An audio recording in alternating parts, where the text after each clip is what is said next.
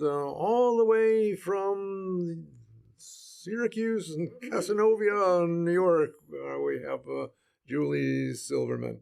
Welcome. Thank you. It is a pleasure to be here. Happy to be on the talk show. But yes, my name's Julie. I am from the United States. I've spent my whole life in upstate New York, outside of Syracuse. Yay! Woohoo! Go Orange. But yes. Well, I'm a go blue person, you know that. Okay. Yes. Orange and blue. We can have both. But yes, I have spent most of my life, all of my life, growing up in a small town, rural town called Casanova.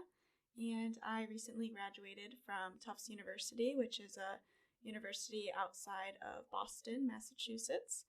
And I studied environmental policy and biology. Really enjoyed my time there, and I'm looking forward to starting a job at the Environmental Protection Agency in the United States in Boston very soon. So looking forward to it. Well, yes, and that's important work. Environmental Protection Agency, what do they do? You can almost tell by the name, but no. Yes, it's the federal government of the United States.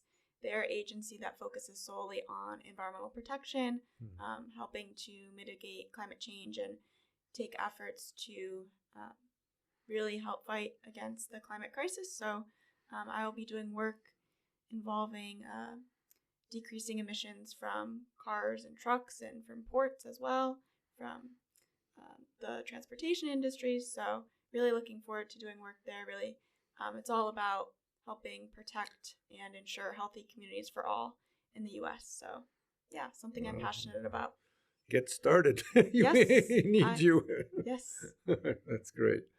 All right, I'm going to start off by asking you about something that you learned as a little girl, maybe between the ages of 5 and 10, that it could be a sport, it could be a music instrument, how to fix something, how to build something. What's the first thing that comes to mind?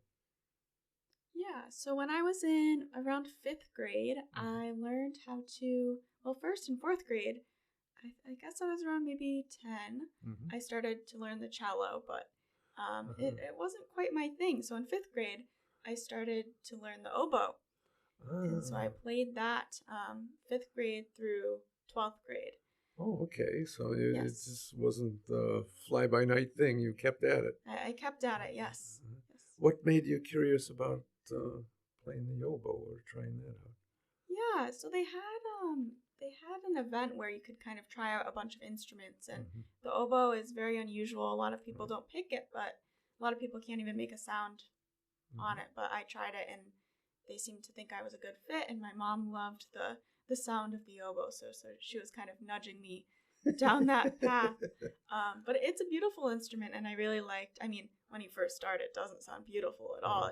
It sounds like a duck, and my sister used to make fun of me for it when I was practicing. So I like it. I like it too. Yes. I have a story about that myself, because in America, it's very cheap to rent musical instruments for the kids. It was in my day, at least. So some mother said to me, "What would you like to play an instrument?" Yes, saxophone.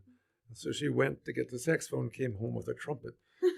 So I played the trumpet very poorly. Well, how did you learn to play the oboe? Yes, so I guess, we had the band teacher who, I think we had lessons every week, and they would give us assignments, and we were supposed to practice, I don't know, certain times. I probably practiced, when I was starting out, maybe every other day for 30, 45 minutes, an hour. And yeah, it took a lot, because at first you don't sound very good, and it's very frustrating. But I remember, I started out, when I was younger, I learned to play the piano. And so I kind of took those skills of learning to read music and applied that to the oboe. But it was a lot of kind of building strength in my mouth to be able to produce the right sound and that sort of thing. But if I go back to my concept of strength finding. I mean, one of the reasons why you learned was that you were conscientious. I mean, you practiced regularly. Yes. And Yes. is that a pattern in your life that once you decide to learn something, you do it, you follow the instructions, and you practice?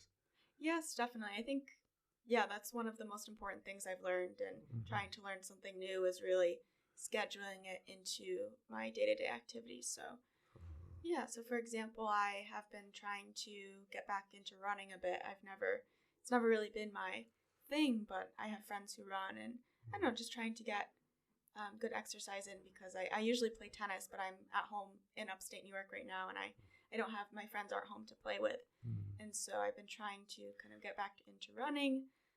And that has been a consistent thing of like, okay, every other day I will run a mile. And then the next week I'll like add a half mile on. So I'll do 1.5 miles. And then I'll add another. The next week I'll add. But it's very hard to keep it up, because if the weather's not nice, then it's hard for me to continue. But yes, going off that tangent, has definitely been important for me to continue. Just when I have a schedule, it makes things a lot easier, and then I get in that routine and I learn. But what makes you keep to your schedule? I have an old-fashioned paper calendar. Okay. Yes, and I write down whenever I'm supposed to do something, and that's how I keep it and hold myself accountable. The running has been a little bit less successful, but my mom would, when I was younger, remind me, "Oh, Julie, it's time to play your oboe." Okay. Like, oh, but I have other things to do. No, this is important. All right. This is interesting. This is, I would say, a pattern of good students in general, and people who get things done. But let me summarize a little bit of what you say. I try to take notes as I talk. First of all, it was a choice of instruments. It was a little unusual. Maybe that's important for you to do something that's a little different than everybody. I don't see you as a person as a follower. I mean, you make up your own mind. So an independent decision. But you got prodded by your mother, and supported by your mother, who liked that instrument. Well, turned into a good fit. You took lessons, so you had somebody that could show you the way. And you were consistent with the lessons regularly. You had assignments and practiced consistently, and that consistency is always helpful in learning a new skill. Practice the technique, schedule day to day, and you kept notes. I mean, you've written down your schedule, and this is what you're going to do. And your mother sometimes gave you prods and reminders. So it's nothing that happened. I mean, some people say you learn a sport or you learn a music instrument, you have talent for it. And maybe you have talent for this, but you were persistent and consistent. And that's the reason why you learn. Yes. That's right. So if you were going to give some advice to children about how they can learn new skills, if one day you become a teacher and you're trying to help them study, what would your advice be? What would you say to them? Yes, I would say make a routine out of it. Really stick to it. And I think just for me, I personally really like having a paper calendar, because I'm looking at my phone a lot anyways. So I prefer it. So really figuring out what works best for you, whether it's keeping a calendar on your phone or on paper, and really having that with you always, so that you're reminded of the things you want to do and the things that you need to do. And I think that's really helpful in just setting a pattern and making it kind of a routine, so that you're get into the groove. Okay. There's something, I recently read a book about how to make new habits, and one of the concepts is prompts. And prompts means setting up things that you can't ignore. For example, this morning I went out running, and so I take my clothes and get them ready. So as I get up, it's just okay. I put on the running shorts and the shirt and go. And if I don't do that, it lessens the likelihood that I will do it. So that's called a prompt. A certain time of day when your alarm calls, you're getting your stuff ready, getting your equipment ready, packing your bag. So if you're going to go to the gym, your bag is already picked, put together. It's by the door. Mm-hmm. You can't avoid it. That is one thing that seems to be successful. All right, that's interesting. Now, if we go to your college experience, because you recently graduated, what was one of your hardest courses? Most difficult for you? Yes, I think starting off my first year, first year in the fall, so my first semester of college, it was French. And let's not talk about French. it was the hardest class for me, and a lot of people were really, really great at it, but I was not. Mm-hmm. And so I think what made it difficult, I mean, people were at very different levels, and I was a bit intimidated because it seemed like some people were already sort of close to being fluent, and I was nowhere close to that. I was like, you should be in a couple levels up from here because I don't know if this is the right fit. But wait a minute. Let me talk about this word intimidation. Yes. How did you deal with that? I mean, everybody gets into situations where you think that everybody's smarter and everybody's better. How did you deal with that feeling? I think a big part of it was first trying to remind myself that I'm there for a reason. That I got into the school and they did too, and perhaps we came from different backgrounds, but also just really using that as a force for motivation to study more and really get my practice in so I could feel confident and comfortable and participating in class. I think really pushing myself to talk early in class because I found myself that if I waited, I would kind of close off more and that sort of thing. That's very interesting. Mm-hmm. How did you make that decision? I mean, I need to speak up. I need to do this early in the class. I mean, that's a good strategy. Yes, I would say, well, first off, I think I learned that earlier on because I could be a bit nervous and shy in classes, that I would realize that if I wait, and I have something to say, then maybe I won't say it at all.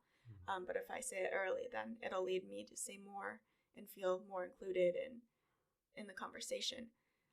And I think in that class particularly, I was a bit even more motivated because there was a part of class that you were graded based on how much you participated. And I think you had to say at least like one or two things per class. Right. And then she would call randomly on you. So the calling on you randomly I found it even worse if I hadn't said anything all class yet. So it was best for me and made me feel more comfortable if I talked early. And I just felt, a lot better in the class when I did participate. So because I'm looking for strategies, so you have a strategy to make yourself comfortable. Yes. And that's interesting. Because, everybody gets into learning situations which are difficult or challenging. And asking yourself, okay, what would make me comfortable in this difficult situation? Well, maybe if I speak up first and get used to it and get over that hump, so to speak. Oh, that's a very good strategy. That was very interesting, actually. I'm enjoying your answers. Thank you. Parlez-vous français? No, don't go that far. No. Un peu. Comme moi. All right. So, there's other things that you did to learn French and other things you've done, but you're obviously a person that does have strategies, and one of your strategies is talking to yourself. Mm-hmm. Okay, so what should I do now? How would I approach that? What's a good way to work on that? And that helps you find a strategy.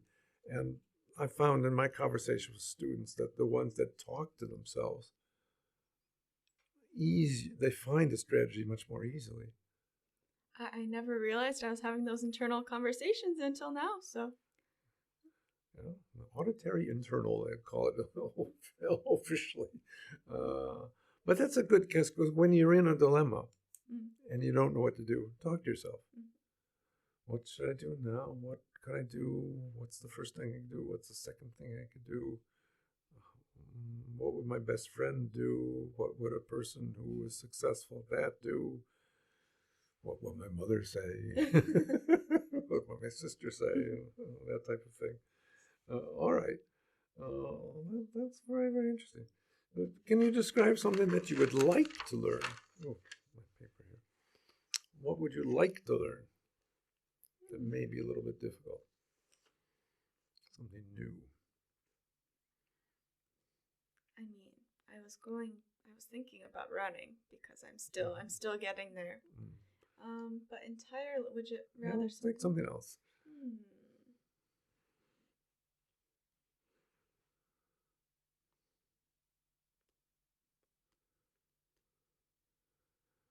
Oh, and for anybody who's watching this, your eyes are up and you're looking away, and that's a sorting process in the brain. So you're looking through.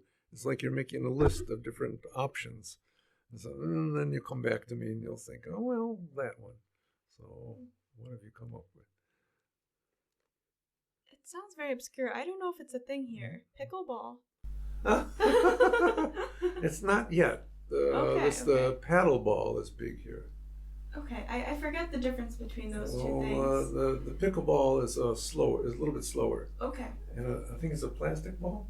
Wiffle ball, yes, plastic with the little holes in it. Right. Mm-hmm. And the paddle ball is a little quicker and a little bit different, sort of the similar setup. Mm-hmm. So if you were going to learn to play pickleball, which is a sport that many people can do, that's why it's become popular. How would you learn? Well, I had some friends. I was in Hawaii for a semester, and when I was there, I had some friends who played, and so I think first finding a friend or a family friend who plays or knows how to play, and finding a court nearby, and just going and either borrowing a paddle from them, or if I really decided I wanted to get into it, I'd probably have to try it out first, but if I liked it, I would probably get like a cheap paddle, and just try to get out on the court as much as possible. Perhaps beforehand I might be a little nervous about it, so maybe I'd watch some videos about intro to pickleball on YouTube or the rules of pickleball, this or that. Yeah. All right, and then you go for it. Yes. Right. So what are the common threads between the things we've talked about? Well, if I were, I'm just guessing, but I think things are easier for you to learn if you have a reason. Yes. And a higher order of reason is a purpose. Well, what would be the purpose of learning to play pickleball, by the way? It's a great question. I think if I were back in Hawaii, it would be so I could play with my friends, because we would play tennis, and they'd be like, all right, let's go and play pickleball. I was like, but I don't know how to play. So that would be the purpose in that case, but. Well, that's a good purpose. It's a social purpose. Yes. All right. Just as a given an example, when I moved out here, in the days when the lake would freeze over, I wanted to learn how to go ice skating on these the big skates, long distance ice skating, and it looks so neat. But my motivation was I want to learn how to do this. Others people's motivations, they get with their friends or family on Sunday, and it's a social thing. And for other people, it's a being out in nature thing. But for me, it was a learning thing, which meant that I didn't care if I was alone. Shouldn't go alone, but I didn't go alone because I wanted to learn that.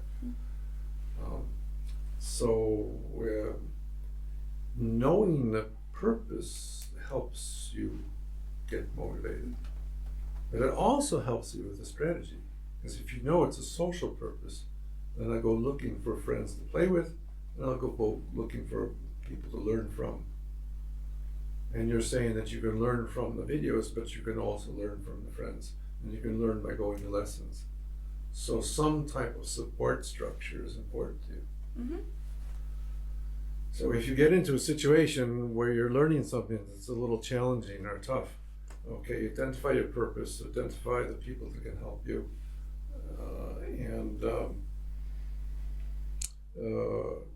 where you can get your information. And the fourth thing is easy for you, and to make a decision and have a strategy.